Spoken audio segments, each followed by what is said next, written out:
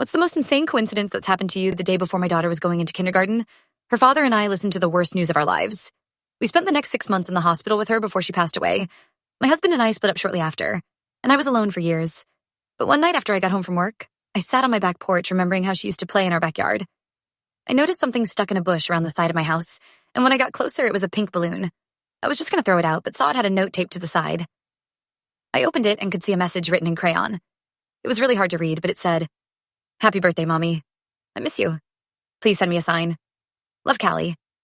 I was confused at first, but then I realized what it was. Whoever this little girl was had lost her mom and was sending her a message.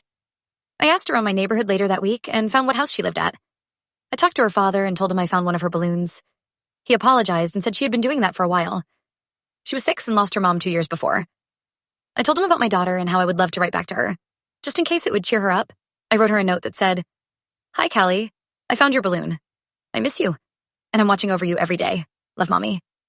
The next night, he called me and told me she was so excited. She sent another balloon up, and he asked if I could do it again. After a week, he asked me to meet her, and she was the sweetest girl I've ever met.